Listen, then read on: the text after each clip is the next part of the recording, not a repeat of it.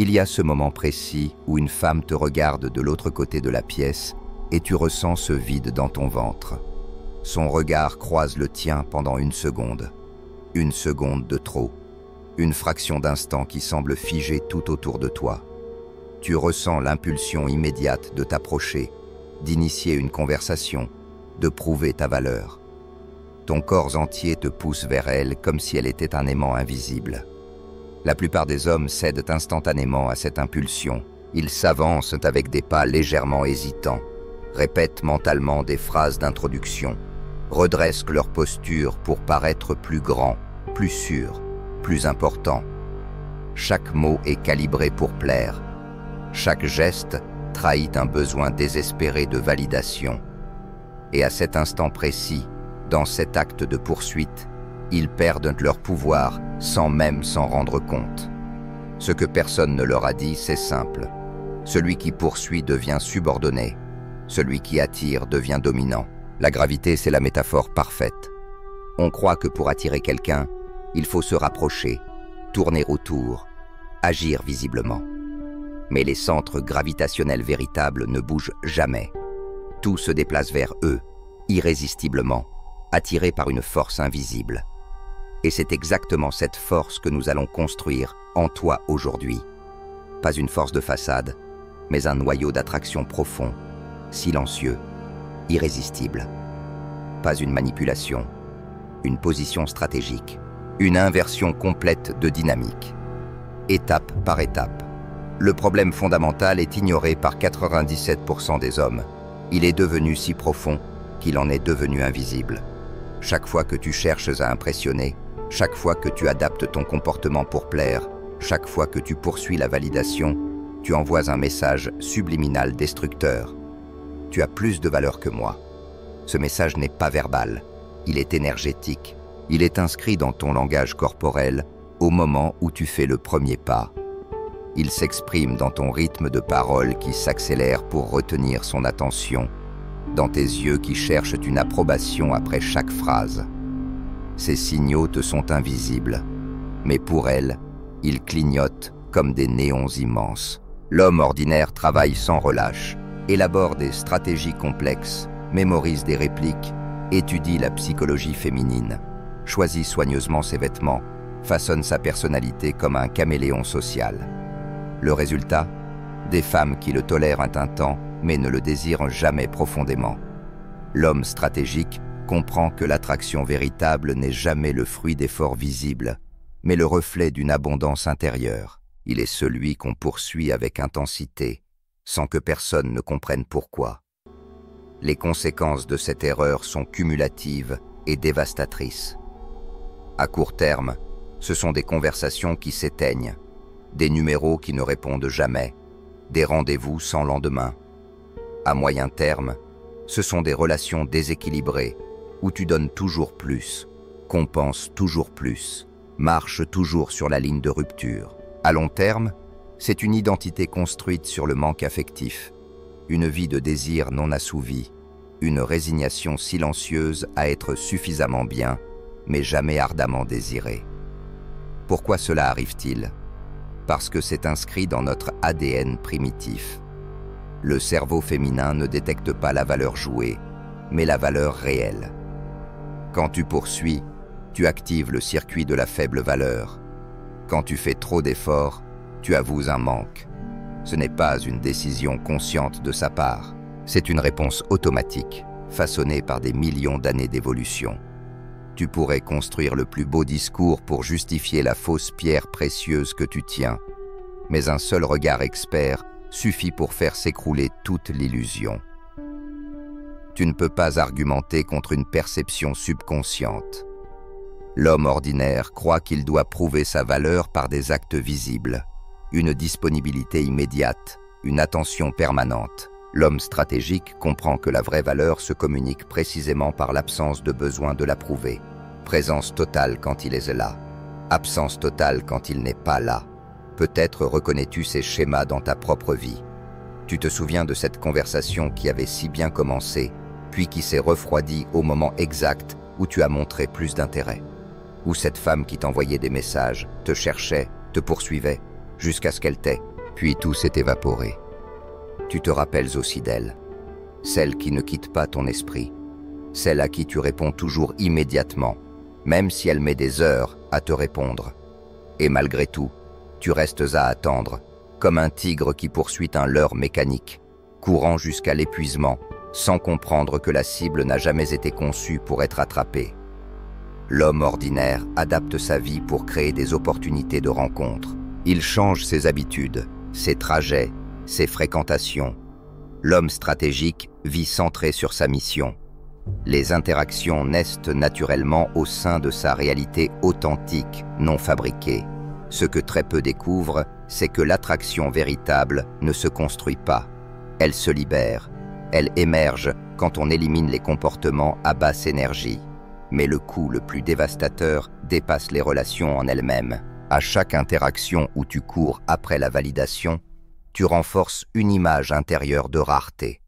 Tu deviens neurologiquement un homme dont l'identité est fondée sur le besoin constant d'approbation extérieure. Et ce n'est pas seulement elle qui ressent cette énergie, c'est tout ton environnement social, professionnel, personnel. Et surtout, c'est toi-même. Inconsciemment, alors que l'homme ordinaire vit dans un état de faim émotionnel, toujours en quête de validation, de confirmation, l'homme stratégique vit dans une abondance intérieure où les réactions extérieures ne définissent plus sa valeur. Identifier le problème, cependant, n'est que le début. L'étape suivante est de l'inverser radicalement. La technique centrale qui te permettra cette inversion totale s'appelle le vide magnétique. Elle agit directement sur les circuits primitifs du cerveau humain, ceux qui précèdent la pensée rationnelle. Ce n'est pas de la manipulation, c'est un positionnement stratégique. D'abord, tu identifies consciemment tous les comportements de poursuite que tu adoptes encore aujourd'hui, même les plus subtils. Puis tu les suspends entièrement. Cette suspension crée un vide énergétique, et ce vide devient magnétique, précisément parce qu'il est authentique. Ensuite, tu rediriges toute cette énergie libérée vers ta mission personnelle, ton objectif central. Ce noyau devient alors un véritable centre gravitationnel, réel, non fabriqué. Enfin, tu maintiens une présence totale dans chaque interaction, mais sans chercher à obtenir un résultat précis. Et c'est là que l'attraction se manifeste naturellement, sans effort, sans tension. La gravité n'a pas besoin d'effort pour fonctionner. Elle agit par son simple état d'existence. Là où la majorité applique des techniques superficielles alimentées par le manque, toi, tu rayonnes une présence stratégique nourrie par l'abondance. Imagine-toi dans une situation professionnelle. Tu es en réunion, entouré de collègues, et elle est là aussi. La salle est bien éclairée, le parfum du café flotte dans l'air. Tu remarques qu'elle te regarde parfois. L'homme ordinaire se met aussitôt en mode séduction. Il parle plus fort, cherche à se faire remarquer, surveille ses réactions. Pendant la pause, il se positionne près d'elle, crée des prétextes pour interagir. Il se donne un air professionnel, mais son besoin de validation est limpide. Résultat, l'intérêt qu'elle avait pour lui s'évapore lentement, sans qu'il le voie. Toi, en revanche, tu restes centré sur l'objectif de la réunion. Tes interventions sont précises, utiles, puissantes, sans aucune tentative de séduire. Tu ne cherches pas son regard. Tu ne modifies pas ton itinéraire pour croiser son chemin. Tu es là, pleinement, naturellement. Et c'est alors qu'elle commence à s'approcher. Elle pose des questions qu'elle pourrait poser à n'importe qui. Elle se place dans ton champ de vision. Le vide que tu as créé suscite une curiosité authentique. Ce n'est pas un jeu. Ce n'est pas un masque. Tu n'as rien poursuivi. Et c'est précisément pour cela que tu as attiré. Appliquons le même principe dans un contexte personnel. Une fête. Musique douce. Lumière tamisée. Des groupes éparpillés dans la pièce. Tu la vois. Elle te plaît immédiatement. L'homme ordinaire élabore ses stratégies. Il réfléchit à ses phrases d'approche, cherche le bon moment, consulte ses amis. Il s'avance enfin, légèrement nerveux sous un vernis de confiance. La conversation démarre, mais il ajuste constamment ses réponses, cherche à maintenir l'intérêt, pèse chaque mot. Même s'il obtient son numéro, les réponses se font de plus en plus espacées, jusqu'au silence. Toi, tu es là, authentique, présent. Tu discutes avec qui tu veux, sans chercher à croiser son regard. Si une interaction se produit naturellement, tu restes pleinement attentif. Quand elle parle, tu écoutes vraiment. Ton regard est stable, mais jamais envahissant. Tu ne surréagis pas, tu ne calcules pas. Et elle le sent. Elle commence à graviter autour de toi, cherche des raisons de venir te parler. Les signes d'intérêt deviennent clairs. Tu n'as rien déclenché, tu as permis que ça se produise. Et c'est ça, la maîtrise. Non pas ce que tu fais, mais ce que tu cesses de faire. Dans un contexte numérique, ce principe devient encore plus puissant. Imaginons que tu as obtenu son numéro ou son compte Instagram. L'homme ordinaire devient disponible en permanence. Il vérifie si elle a vu ses messages. Il répond immédiatement. Il rédige soigneusement chaque mot pour conserver l'intérêt. Il réagit à toutes ses publications. Chaque notification devient un shoot de dopamine. Puis, la conversation ralentit et finit par mourir. Toi, tu appliques le même standard de présence et d'absence. Quand tu es là à 100%. Tu réponds avec sincérité.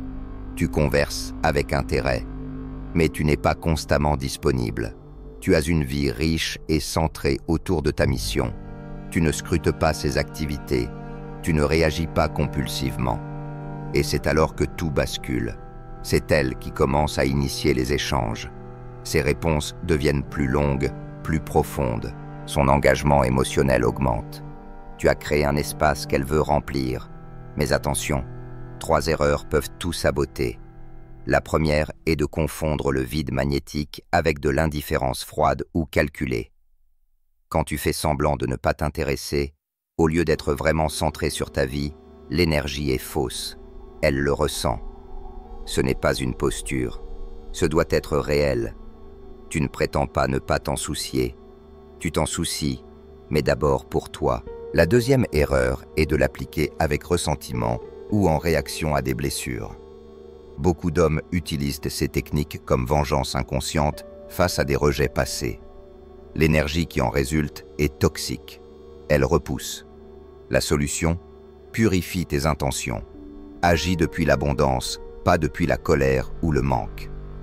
La troisième erreur, la plus subtile et la plus dangereuse, est de transformer tes premiers succès en nouvelles formes de validation. Tu passes de la quête d'approbation négative à la dépendance à la validation positive. Et c'est là que tu reviens exactement au point de départ. La discipline est essentielle. Les résultats doivent être une conséquence, jamais une cause. Voici la vérité la plus profonde, celle que peu comprennent. L'attraction véritable n'est pas quelque chose que tu déclenches, mais quelque chose que tu laisses émerger. Elle ne réside pas dans des techniques, mais dans l'élimination des comportements qui l'entravent. Tout ce qu'on t'a enseigné repose sur une logique additive. Faire plus, dire plus, montrer plus. Mais la vérité, elle, est soustractive. Moins tu poursuis, plus tu attires. Moins tu cherches à séduire, plus tu deviens séduisant. Et si tu réfléchis bien, tu l'as déjà vécu. Ce moment où, absorbé dans un projet personnel, tu n'avais aucune attente, aucun besoin. Et pourtant, c'est là que tu as attiré le plus. Ce collègue qui, après une rupture, plonge corps et âme dans sa passion. Et qui soudain attire l'attention féminine sans rien faire. Ce n'est pas un hasard. C'est une loi invisible. Une loi que tu peux maintenant appliquer consciemment. Et lorsque tu arrêtes de chercher l'attraction, elle commence à te chercher. Car à ce moment-là, tu émets une fréquence énergétique totalement différente, celle d'un homme rempli, aligné, souverain.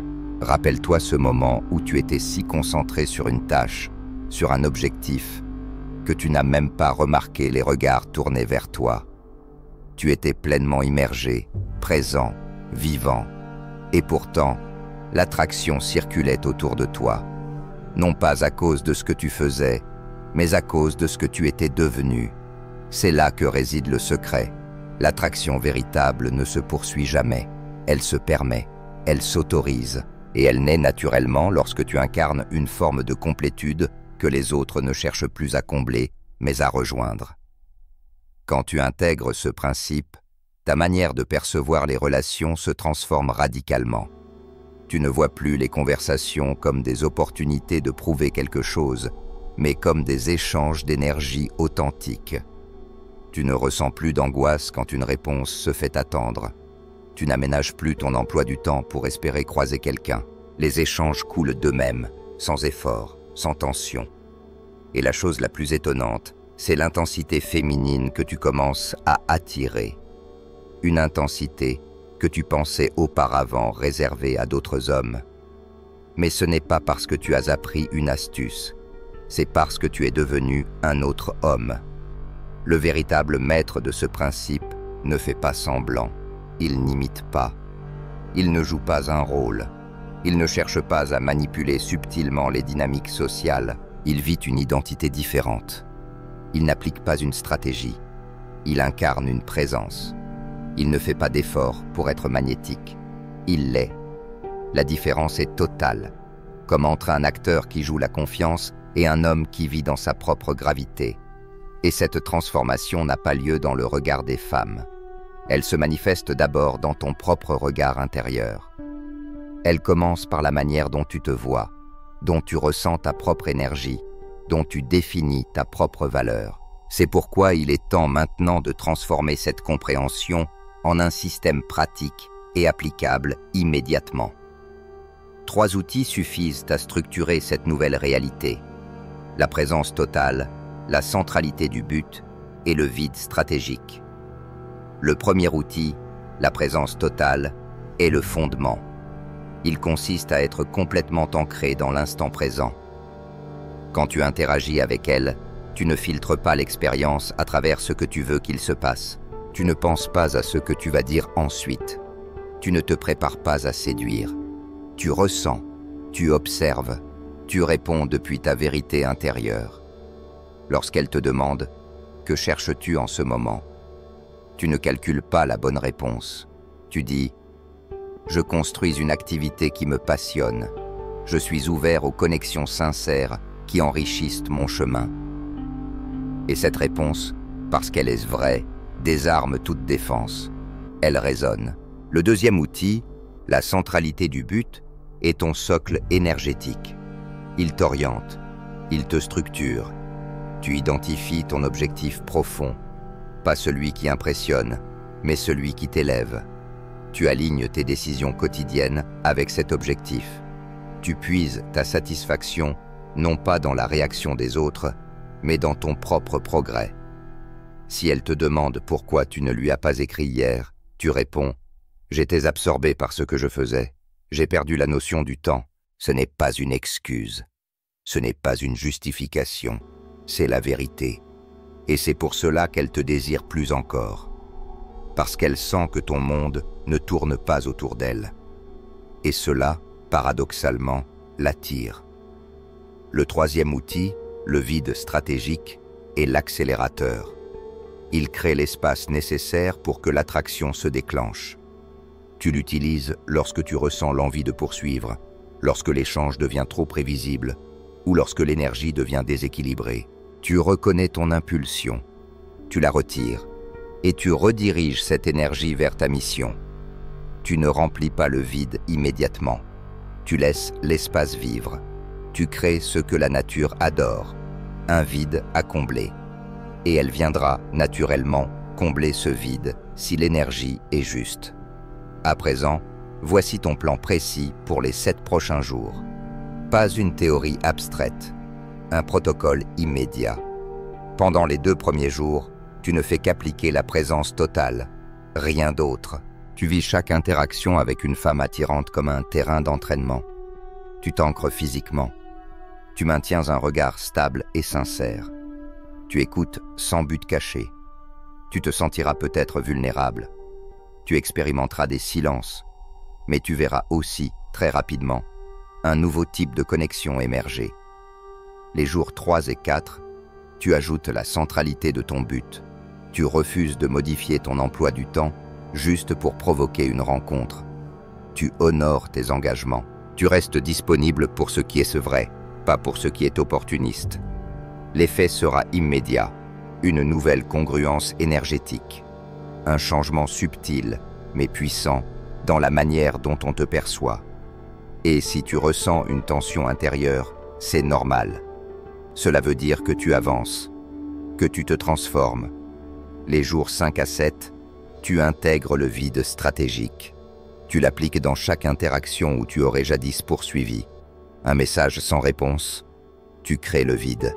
Une envie d'envoyer encore une relance, tu crées le vide. Tu retournes à ton objectif et tu observes. Elle répond, elle cherche, elle investit. Pas parce que tu l'as manipulée, mais parce que tu as cessé d'émettre des signaux de besoin et que tu rayonnes maintenant une force tranquille, rare, désirable. Mais sois vigilant, car 3 pièges peuvent tout détruire. Le premier est de devenir complaisant dès les premiers signes de succès. Tu penses que tu as gagné et tu recommences à poursuivre. Erreur fatale. Tu perds l'élan magnétique. Tu retombes. Le deuxième est de confondre pouvoir relationnel et contrôle émotionnel. Tu prends plaisir à voir qu'elle te veut. Tu joues avec ça. Tu abuses du vide. Ce n'est plus de la stratégie, c'est du poison. La solution? L'honnêteté brutale. Tu ne fais pas ça pour contrôler. Tu fais ça pour être libre. Le troisième, le plus dangereux. Utiliser ces outils comme une technique extérieure. Tu les appliques mécaniquement. Tu joues un rôle. L'énergie est fausse. Elle le ressent. L'attraction meurt. L'antidote? Intègre, incarne, devient. Et maintenant, la vérité que personne ne dit, la transformation réelle ne se voit pas dans le regard des femmes. Elle commence dans le tien, dans le miroir. Quand tu n'as plus besoin de poursuite, plus besoin d'approbation, plus besoin d'exister à travers le regard de l'autre. Tu existes, pleinement, entièrement, magnétiquement. Voici les 4 piliers que tu portes désormais. Chaque fois que tu poursuis, tu détruis l'attraction. Le vide magnétique inverse cette dynamique. L'attraction n'est pas créée, elle est libérée. Et le système, présence, but, vide, te transforme en centre gravitationnel. Tu ne chasses plus, tu attires. Et dès aujourd'hui, ce changement commence. Pas demain. Dans les 24 prochaines heures, une situation apparaîtra. Une impulsion primitive surgira. Tu sauras, et à cet instant, applique le vide stratégique dans sa forme la plus pure. Tu n'annonces rien, tu n'expliques rien, tu te recentres, et tu laisses le vide vivre. Tu ressentiras une puissance retrouvée, une liberté intérieure, une réaction différente. C'est ton moment d'ignition. Et quand ce sera fait, reviens ici. Dis ces mots. Celui qui attire ne poursuit pas. Ce n'est pas un commentaire. C'est une déclaration d'identité, une reconnaissance silencieuse, une fraternité magnétique. Et rappelle-toi, la gravité n'est pas visible. Elle est ressentie. Tu es maintenant ce centre invisible qui modifie l'orbite des autres. Tu es devenu celui qu'on cherche, parce que tu as cessé de chercher.